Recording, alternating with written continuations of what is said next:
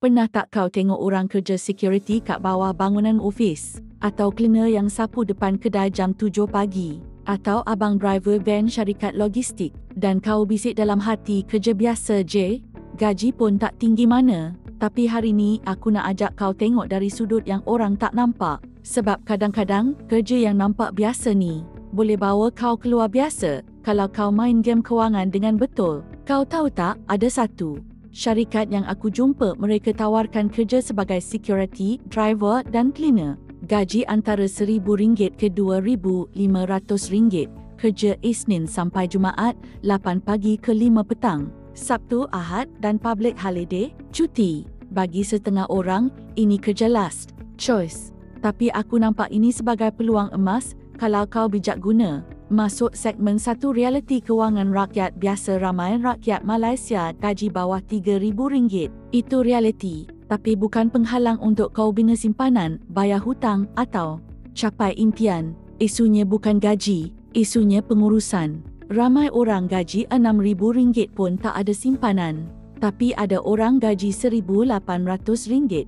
Tiap bulan boleh simpan RM500 sebab dia ada disiplin dan sistem. Segmen 2 strategi kewangan gaji RM2,000. Katakan kau ambil kerja security gaji RM2,000. Kalau kau bajet betul, sewa bilik RM400, makan minum RM500, bil dan keperluan RM300, simpanan RM500 lebihan RM300, RM500 sebulan, simpan setahun RM6,000, 5 tahun RM30,000, campur bonus, odd dan side income, kau boleh cecah RM50,000. Tapi hanya kalau kau tahan nafsu dan kau tahu matlamat kau apa. Segmen 3 kerja biasa, hidup luar biasa. Dulu aku pernah jumpa seorang cleaner kat lot. Umur dia dalam 40-an.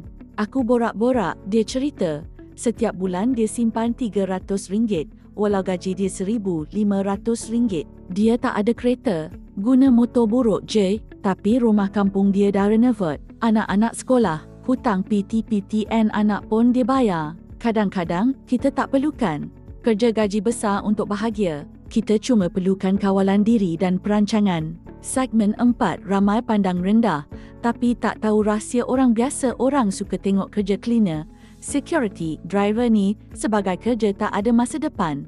Tapi tahu tak, kerja macam ni yang banyak bantu kita survive. Bila kau kerja waktu normal, cuti weekend, kau ada masa untuk bisnes kecil. Boleh buat grab malam, jual makanan frozen hujung minggu atau belajar skill baru online. Kunci dia, timing dan usaha. Ramai yang gaji kecil tapi multi-source income. Lama-lama dia yang kaya.